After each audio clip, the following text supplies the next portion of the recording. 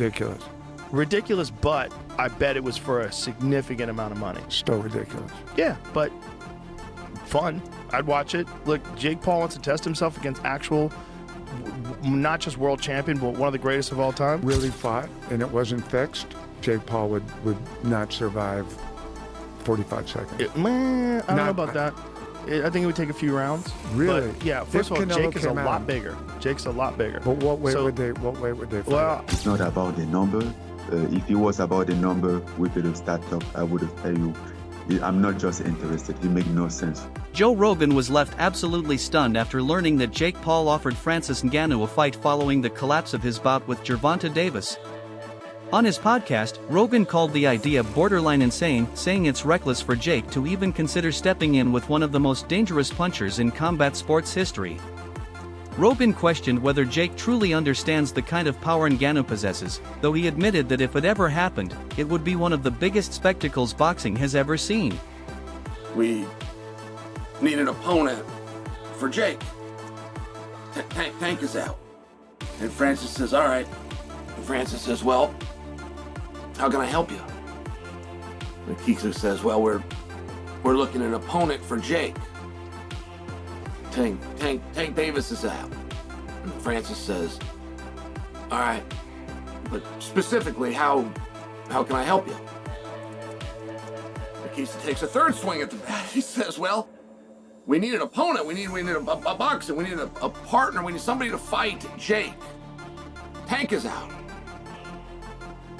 And Francis asks him again, okay, what? After Jake Paul's fight with Gervonta Davis fell apart due to Tank's ongoing legal issues, Paul's camp went scrambling for a new opponent. Among the wild names floated was none other than Francis Ngannou, the former UFC heavyweight champion whose size, power, and knockout record have terrified even elite fighters. Potential opponent names and some people being ruled out coming into today. This is not a joke.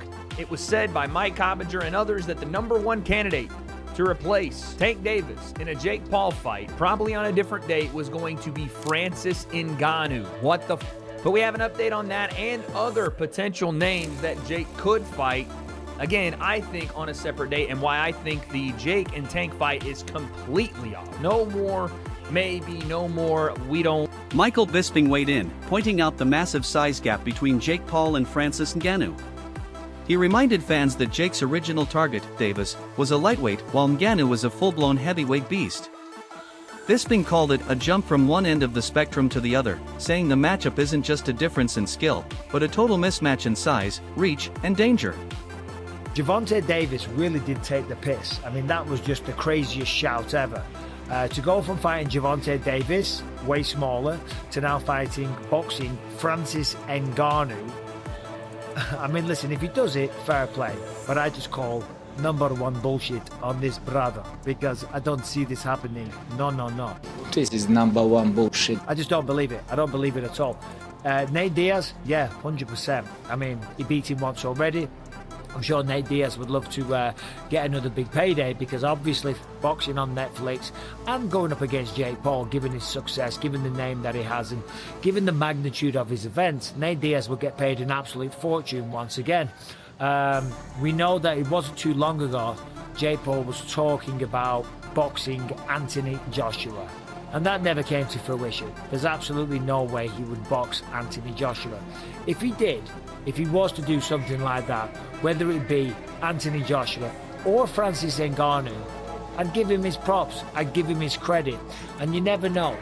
Maybe he would do it just for the clout, because in many ways it would be, sorry about the airport notifications, it would be, an admirable thing to do, and it would be. Francis Ngannou later confirmed he was approached by Jake Paul's team, but the offer caught him completely off guard. He said the proposal didn't align with his current goals and that while money was discussed, the idea simply didn't make professional sense. Ngannou questioned how going from Davis to him was even considered logical, emphasizing that it wasn't about chasing a payday, it was about maintaining credibility in combat sports. One day, I'm like, who's Jake? I was so confused, I wasn't expecting that at all. And he said, yeah, Jake Paul, he's fighting. I'm like, no, bro, come on. don't disrespect me like that. And then they even say like, they even come out after and say, and what if the number are good? He send out some number. I'm like, it's not about the number. If it was about the number, we could have started talk. I would have tell you, I'm not just interested. It makes no sense for me. It's not my... Daniel Cormier didn't mince words either.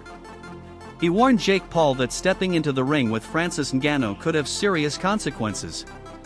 Cormier reminded fans that Ngannou's power isn't something you play around with, and that Jake has never faced anyone close to that level of physical threat. His message was simple: this isn't about money or attention, it's about survival. Different. Jake Paul does not want any Francis Ngannou problems. He don't. He does not want those issues.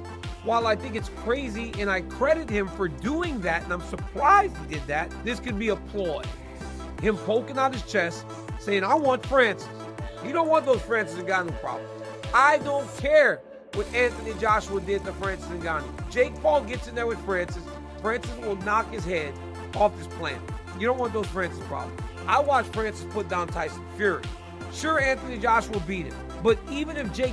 Cormier went on to say that Jake's real motive seems more about publicity than genuine competition. He warned that Jake is underestimating what it means to fight a heavyweight who can literally punch through gloves. In MMA, Ngannou's power is legendary, but in boxing, where punches land cleaner, it becomes even more dangerous. Cormier predicted it could be a very short night for Jake if he ever steps in that ring. Boxing is much different than mixed martial arts. The target audience might be the same, but the demographics different. The places where people are brought up are different. There's bigger entourages in boxing. It's just a different world in boxing. We've known that from the very beginning. We know that Gervonta Davis was not going to just play to Jake Paul's rules. I still don't know exactly why this thing is falling apart, but it is falling apart bad. It is bursting at the seams. We are almost exactly where we should have never started. This should have never gotten started, but it did. But we are almost now exactly where we need to be. Analysts across the sport have echoed those same concerns. They say Paul's pursuit of Ngannou on such short notice is risky and unrealistic. While Paul's team may see it as a way to stay relevant after the Tank Davis cancellation, experts argue it's a recipe for disaster. They compared it to Tyson Fury's shocking war with Ngannou, reminding fans that even the heavyweight champion barely survived his power. December, then that's slightly different. But this is the kind of one situation where you're kind of 10 days out, 2 weeks out from a fight, whenever they first got wind of this problem. This is the kind of situation where it would be possible that Jake Paul and Nikita Badarian and MVP, who are very, very shrewd people, this is the one occasion where they might end up making a mistake, taking someone at short notice who they shouldn't take. Because there'd be a whole raft of people putting their hand up for it, wouldn't they? Thinking, I'll take him at short notice. I'll make out that I've been sitting on a beach, eating and drinking for the last 6 months. I'll anything just to get in there with him, and then on the night, I'm gonna knock his head off. There'll be loads of people putting their hand up for this, and you'd have to be incredibly careful about who you took at short notice, because for it to have any kind of meaning, you would need to take a decent opponent at short notice, because obviously they're up against it because it's short notice. You couldn't take some barely warm body at short notice, because that would be even worse than giving them full notice. So this is the one area, the one situation in which it would be easy for them to make a mistake, but they don't make mistakes with things like this. They just don't. So yeah, I'm not surprised that they haven't been tempted into, somebody. Yeah, Ngannou, that'd be a mistake. It'd be such a mistake. I know he got flattened by Joshua, but so what? Joshua is a 2-time unified champion of the world, and Ngannou's 270 pounds of absolute granite. that would have been a terrible mistake if they'd given him the fight. And he dropped, like, people. I know, my opinion, Tyson Fury won that fight with Ngannou, but he still put Tyson Fury. He was close.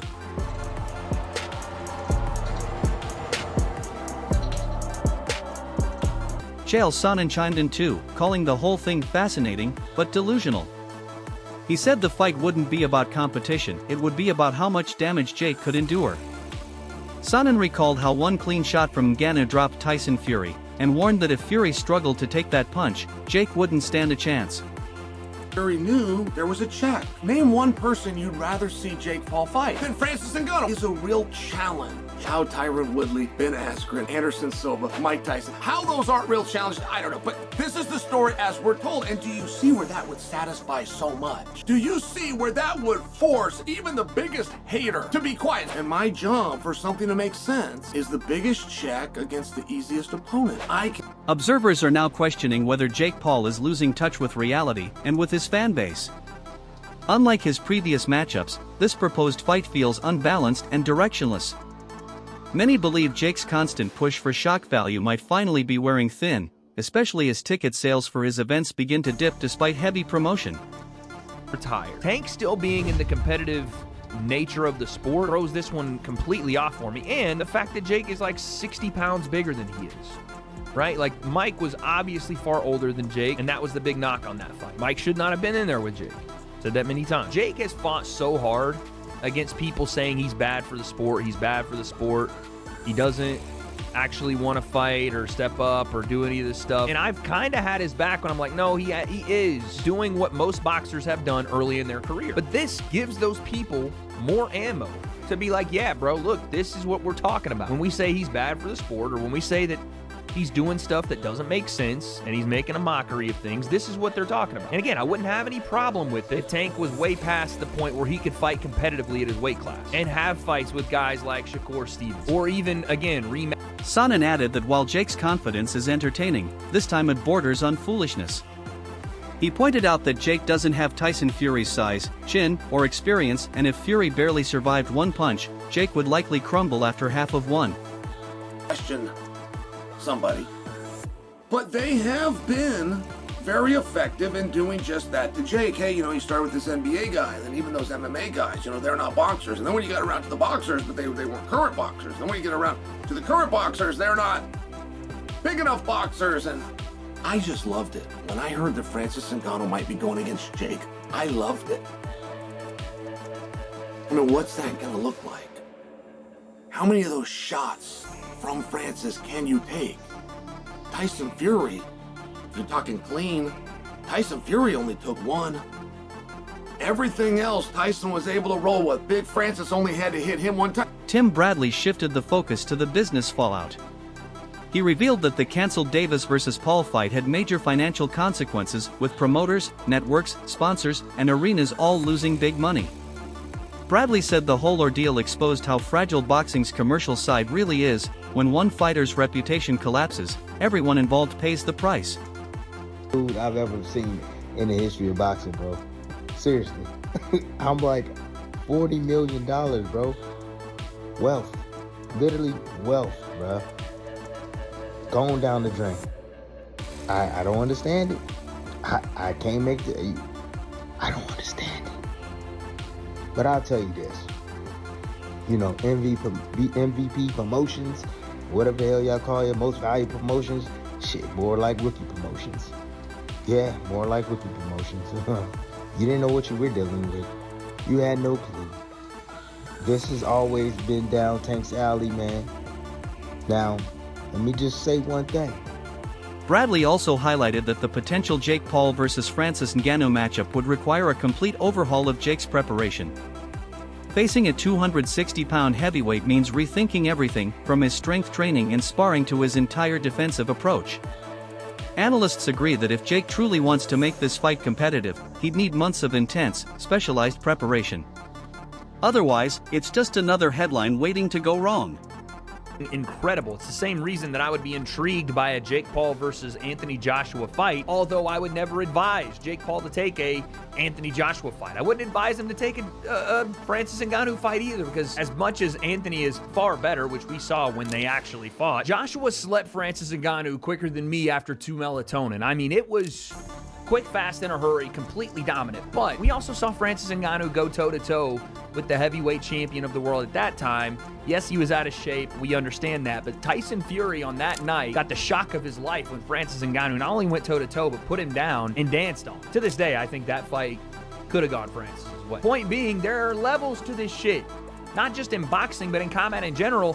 And the size difference Francis would have over Jake would be incredible, but it would have been a great event, and a lot of people would have tuned in. Francis, though, is saying that's not happening. How can they go from like Gervonta Davis to Francis Ngannou? Like, I mean, Gervonta Davis is a fantastic boxer, but and is a one-shot knockout artist. But come on, like the weight different and everything, it makes no sense. It's a good point. I mean, obviously, Francis is right about the weight difference, but it's a good point in general for what do you do next? Jake has sparred guys like Shakur Stevenson, Ray Ford, Montana Love to try to prepare for Tank Davis. And even if you book this fight on December 12th or December 19th, that's still a completely different fight than you were going into. Completely different matchup, size-wise, skill-wise, the things that you're going to need to even try to compete. So what do you think? Is Jake Paul chasing greatness or gambling with disaster? Drop your thoughts below.